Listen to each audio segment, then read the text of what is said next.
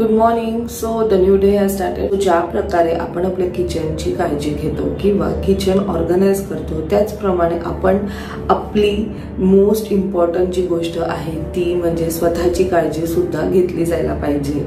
So काही दिवसांपूर्वीच मी दाखवलेलं की मी नायसाला मामा अर्थचा सोप स्टार्ट केलेला आहे विच इज अमेझिंग. त्यामुळे नायसाची जी स्किन आहे ती खूपच छान झालेली आहे. सो तो जो प्रोडक्ट होता तो होता मामा अर्थचा सोप. सो नाव इवन आपण सुद्धा मामा अर्थचे सोप हे यूज करू शकतो विच आर अमेझिंग. आपल्या सगळ्यांनाच माहिती आहे आपली जी स्किन आहे ती खूप ड्राय होते बिकॉज ऑफ पोल्युशन आणि क्लायमेट चेंज असल्यामुळे, आणि त्या टायमाला आपण मॉइश्चरायझर लावतो. बट हे जे सोप आहेत ना ते का अमेझिंग आहेत, कारण हा जो सोप आहे तो एक मॉइश्चरायझिंग लोशन सारखा सुद्धा यूज केला जाऊ शकतो. म्हणजे आपण जेव्हा आपले नॉर्मल सोप यूज करतो त्याच्यानंतर आपली स्किन आहे त्याच्यावरचं जे ऑइल आहे ते निघून जातं आणि त्यामुळे आपली जी स्किन आहे ती ड्राय होऊन जाते आणि त्यासाठी आपण एक वेगळं लोशन यूज करतो. बट मामा अर्थचा हा जो सोप आहे हा आपण आपल्या फेसवर द मोमेंट अप्लाय करू आपल्या स्किनवरचं जे ऑइल आहे ते इंटॅक्ट राहणार आहे. त्यामुळे आपली स्किन आहे ती मॉइश्चराइज राहणार आहे आणि त्याचबरोबर आपल्याला एक प्रॉपर नरिशमेंट सुद्धा मिळणार आहे. सो हा आहे मामा अर्थचा vitamin C moisturizing lotion soap, ज्याचे मेन इंग्रेडियंट्स आहेत vitamin C and honey. Vitamin C helps in brighten the skin. Honey आपल्या स्किनला एक प्रॉपर नरिशमेंट देतो आणि त्याचबरोबर हा जो सोप आहे हा डीपली क्लीन करतो अँड इंटेन्सली मॉइश्चराइज ठेवतो. सो तुम्ही मामा अर्थचा हा ओटन मॉइश्चरायझिंग लोशन सोप सुद्धा यूज करू शकता, ज्यात टर्मरिक आणि सॅन्डलवूड हे दोन मेन इंग्रेडियंट्स आहेत. Turmeric revives natural glow. सॅन्डलवूडमुळे आपली स्किनला एक सुदिंग इफेक्ट मिळतं. त्याचबरोबर हे जे सोप आहेत हेल्प्स इन माइल्ड एक्सपोलिएशन आणि इंटेन्सली मॉइश्चराइज ठेवतो आपल्या स्किनला. सो आता मी माझा जो फेस आहे तो नॉर्मल सोपनी वॉश करून घेतला आहे. सी की माझी स्किन किती ड्राय आहे.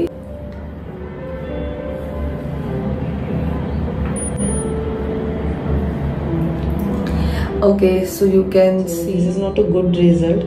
सो आता मी मामा अर्थचा जो सोप आहे तो यूज करते.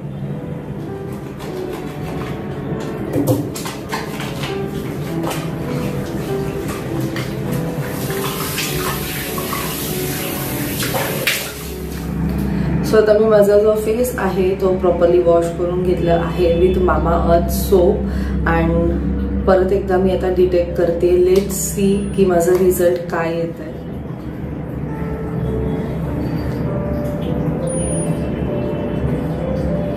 And you can see the result.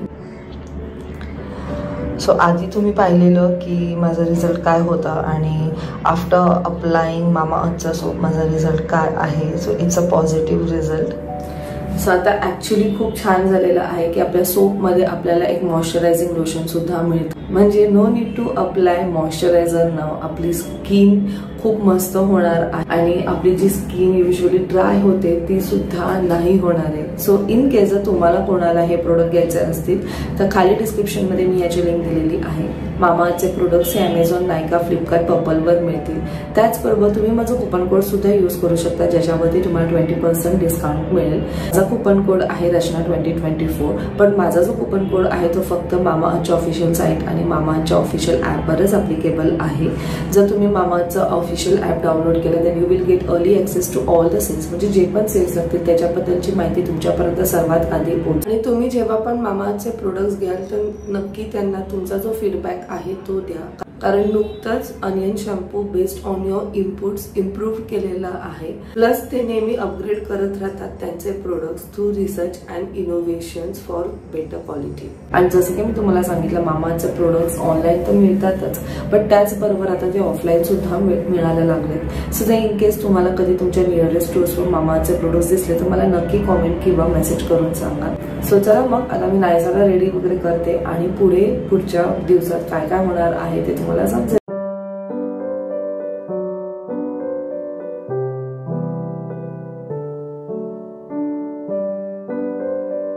Hello everyone, good morning. So रचनाला मी जॉईन केलं आहे. मस्त नाश्ता झाला आहे आणि आता आम्ही चाललो आहोत फाल्गुनीकडे आणि ज्ञानाकडे आणि सावीकडे. सो आम्ही सगळ्यांना भेटणार आहोत. मग त्याच्या आधी आम्ही आईला पिक करणार आहोत. नायसाची क्यूट क्यूट डॉल. नायसाने हे आधी तिला लावणार क्रीम बेबीला तिच्या डॉलला आणि मग तिला लावणार सगळ्या गोष्टी. तिला पहिलं ब्रश करणार मग स्वतः ब्रश करणार आणि मेकअप करणार. मेकअपचं भूत कधी उतरेल काय ग? तुझी डॉल बघ कशी दिसते. डेंजर नाहीच कार्टून कॅरेक्टर.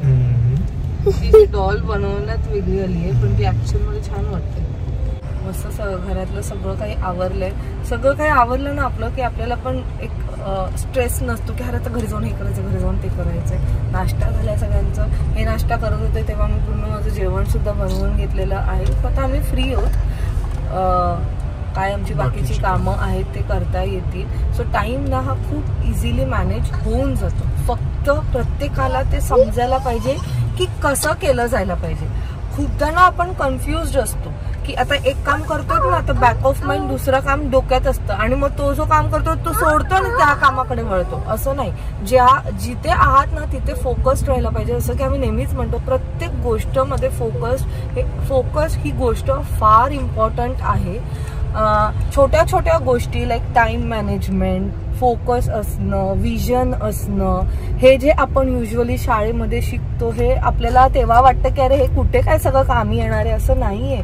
प्रत्येक छोट्याच्या छोट्या गोष्टीमध्ये आपल्याला या सगळ्या गोष्टी कामाला येतात. मग ती बाई हाऊस वाईफ असो किंवा वर्किंग असो किंवा ती बाळाला सांभाळणारी असो किंवा ती म्हणजे इव्हन जे भाजी सेल करतात किंवा काहीही कोणत्याही छोट्याच्या छोट्या गोष्टीमध्ये या सगळ्या गोष्टी आपल्याला कामाला येतात.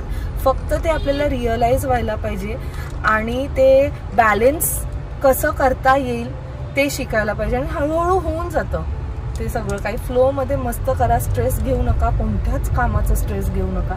मस्त आनंदात राहा, खुश राहा आणि मज्जा मज्जा करत सगळं काही जसं आधीच्या ब्लॉगमध्ये सांगितलं की बी ग्रेटफुल की तुम्हाला दुसरा एक अजून एक जन्म, एक अजून एक दिवस स्पेंड करायला मिळाला. ह्या पूर्ण दिवसात आपण काय काय करू शकतो, किती लोकांना भेटू शकतो, किती लोकांकडनं इन्स्पायर होऊ शकतो, किती लोकांना आपण इन्स्पायर करू शकतो, काय नवीन गोष्टी शिकू शकतो. या छोट्या छोट्या गोष्टी आपण कुठेतरी लॅक करतो या धावपळीच्या पूर्ण ह्याच्यात जगात, माहितीये का.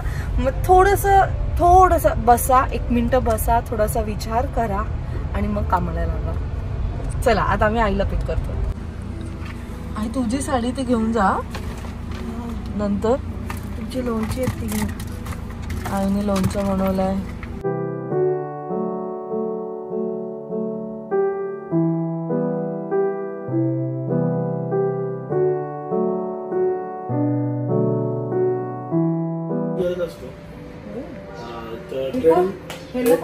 ट्रेडिंग काम असतं ना. पहिला तो लाईट वाल्या बटनाच्या बाजूचा, लाईट वाल्या बटनाच्या बाजूचा. तू आता जस्ट बरी आहेस सावी?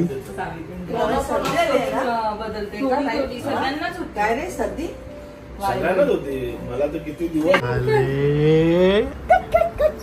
सावी आता मोठी झाली. आम्हाला कॉट कम छोटी पडते. तरी आमच्या बाई इथेच उचलून घे. दीदी आहे अशी नाही बघ आपली काय झालं बाबा. डोळ्यात पण पाणी आलं बाबा.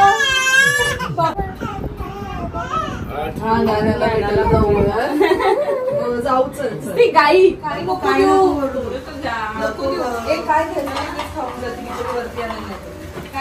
मावशीला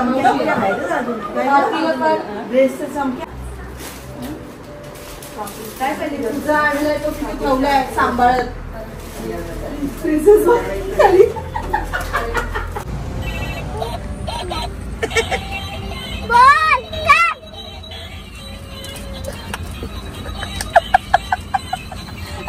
नाही आजीला बोलते आजीने कधी डान्स डान्स कर मी म्युझिक वाजवते डान्स कर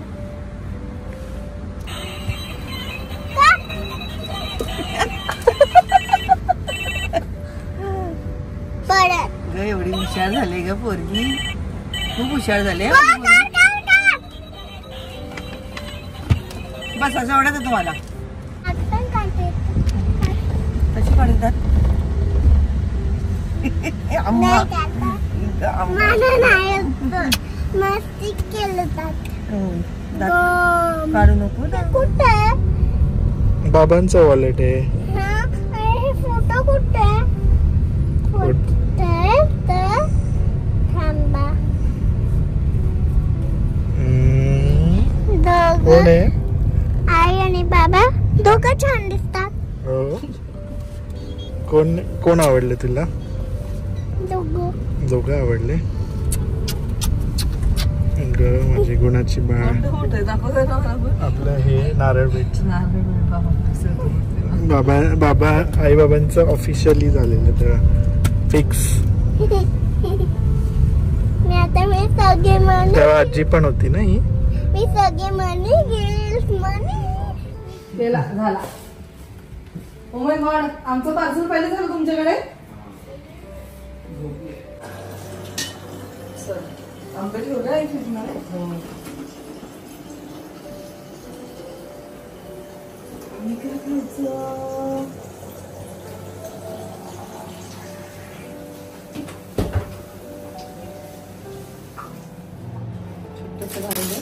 ML पण लिहिलंय ना किती ML काय. हो किती आहे 300 एवढं नको. काल चिकन स्टिक ना आज paneer.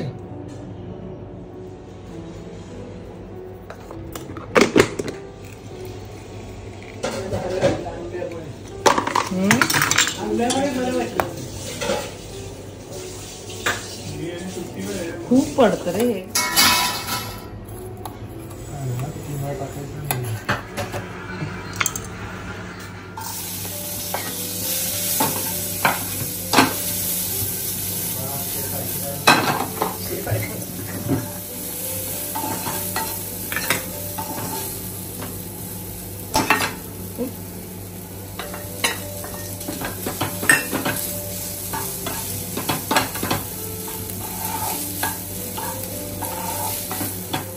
And finally my dish is ready. असं झालंय. छान झालं. फटाफट बनवलं. एवढी भूक लागलेली मला. सो खूप लोकांना मी जे खाते त्याची रेसिपी पाहिजे. मी खूप बेसिक खाते. मी तुम्हाला जसं काही सांगितलेलंच की किनवा ते मी राईसला रिप्लेस करून खाते. त्याच्या जागेवर ब्राऊन राईस सुद्धा तुम्ही खाऊ शकता. किनवा एक हे सीड आहे. त्याच्याने आपल्याला खूप सारं प्रोटीन आणि फायबर मिळतं आणि डायजेशनसाठी खूप चांगलं आहे. आपलं जे बेली फॅट आहे त्याला डिक्रीज करण्यात ते हेल्प करतं. हे मी आधी सुद्धा मेन्शन केलं पण खूप लोक ते नॉट नेसेसरी सगळेच ब्लॉग्स बघतात ना म्हणून मी परत एकदा इन्फॉर्मेशन दिली. सो त्याला काहीही टेस्ट नसते. मी त्याला प्रॉपरली आपण राईस जसं असतो तसं कुक करून घेतलं आणि ते एका डब्यात ठेवले. जे आता मी डेली खाते. लाईक लंच आणि डिनर माझं दोन्ही टाइमला असतं ते. सो मला जे हवे ते मी बनवते. लाईक आपण उपमा बनवतो तसं आपण करू शकतो. सगळं सेम प्रोसिजर आहे. फक्त तेल कमी टाकायचं आणि पोह्याच्या जागेवर किनवा टाकायचं. रव्याच्या जागेवर किनवा टाकायचं. फ्राईड राईस बनवतायत तर राईसच्या जागेवर किनवा टाकायचं. टेस्ट खूप छान लागते. म्हणजे फक्त किनवा खायला तर टेस्ट नाही येणार बट जर त्याच्याबरोबर सगळं आपण बाकीच्या भाज्या वगैरे टाकल्यानंतर खरंच खूप छान टेस्ट लागते. आणि व्हेजिटेबल्सचं बोलायला तर मला सगळ्या प्रकारचे व्हेजिटेबल्स आवडतात म्हणून मग ते प्रॉपरली मी सॉटे करून घेते. नॉर्मल थोडंसं मीठ आणि आपलं व्हाईट पेपर असतं ते टाकून त्याने एक वेगळं फ्रेग्रन्स येतं. आणि प्रोटीनसाठी मशरूम असतो किंवा पनीर असतं. जसं की मी आज पनीर घेतलं थोडंसं लिंबू पिळलं त्यात मीठ मसाला टाकलं आणि ते फक्त शॅलो फ्राय करून घेतलं. जर नॉन व्हेजिटेरियन हवे तर मग चिकन त्याच्यावर त्या जागेवर आपण टाकू शकतो. सो एक प्रोटीन कंटेंट सुद्धा पाहिजे. सो असा हा माझा मील होता. मला ना आपलं पोट फुल होऊन जातं. प्रोटीन मध्ये मी पनीर घेतलं सो त्याने सुद्धा आपलं पोट फुल होऊन जातं. सो अशा प्रकारचं मी माझं मील्स ठरवलेले आहेत. सकाळी मी मस्त ओट्स खाल्ले, म्युस्ली सुद्धा खाते त्या जागेवरती.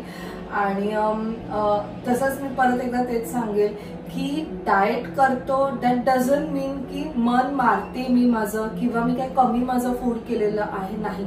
फक्त जे फूड आहे ना, ज्या गोष्टी मी खाते त्या थोड्याशा वेगळ्या आहेत रदर दॅन आपलं जे नॉर्मल फूड आहे. लाईक आता आज मी पटेटोची भाजी केली ती मी नाही खाल्ली कारण पटेटो तर नाहीच खायचं, ते तर नो आहे एकदम. सो असाच जेव्हा मी लास्ट टाइम डॅट करत होती ना, दॅट वॉज लाईक जे मी बनवत होती तेच खात होते. ऑफकोर्स हे पण मी खाऊ शकते, पण ह्यावेळेस मला ह्या सगळ्या गोष्टी ट्राय करायच्या आहेत की एक्झॅक्टली ह्या सुद्धा गोष्टी ज्या आहेत त्या कशा टेस्ट करतात आणि ऍक्च्युली ह्या छान टेस्ट करतात. स्टार्टिंगला नाही आवडणार, बट स्लोली तुम्हाला त्याची सवय होऊन जाईल. आता मी लास्ट 5 days पासून हे सेम माझं रुटीन आहे. मी चपाती, भाकरी, भात हे काहीही खाल्लेलं नाहीये, बट मला हे आवडतंय. आणि श्रुतिका जी माझी ट्रेनर आहे, तिचे मी खाली कॉन्टॅक्ट डिटेल्स दिले, तुम्ही तिला कॉन्टॅक्ट करू शकता. तिच्याबरोबर एक रोज 45 मिनिटचा माझा वर्कआउट सेशन असतं आणि त्याचबरोबर ती माझं डाएट सुद्धा बघते. तिनेच मला ऍक्च्युली प्रॉपर डाएट दिलेला आणि तोच मी फॉलो करते आणि मला पर्सनली मी खूप एन्जॉय करते. असं स्वतःला कुठे स्वतःचं मन कुठे असं मी मारत नाहीये. मी तिला तेच, ती मला ऍक्च्युली विचारते की तुला काय आवडतं खायला, मी म्हणजे मला खूप सलाड वगैरे आवडतो, तसं ती माझं तो पूर्ण डाएट बनवते अँड आय जस्ट एन्जॉय दिस. आमचा हा जो हाफ दिवस होता खरंच खूप छान होता. सकाळपासून काय ना काहीतरी चालू होतं. आणि अजून एक सांगेल की आपण या सगळ्या गोष्टी करतो ना जेव्हा डाएटचं वगैरे, मी तेच सनीला मगाशी बोलली की ही मला माझी आवड आहे म्हणून मी फटाफट केलं आणि मी खाल्लं पण. काही लोक तर आळसपणा करून जातात की आता नको, मग नंतर मग ते स्किप होतं आपलं, मग आपण एक दिवस डाएट करतो दुसरा दिवस नाही करत आणि मग आपल्याला असं वाटतं की अरे रिझल्ट का नाही येतात आपल्याला. कन्सिस्टंट राहा, जसं की आम्ही नेहमीच म्हणतो, प्रत्येक गोष्ट जी पण गोष्ट करतात त्यात कन्सिस्टंट राहणं फार गरजेचं आहे, मग ते काहीही असेल तरी. सो चला मग हा ब्लॉग मी इथेच एंड करते. आय होप तुम्हाला आजचा हा ब्लॉग आवडला असेल. भेटूया आपण नेक्स्ट ब्लॉग मध्ये. Till then bye, take care and live, laugh and love. Bye.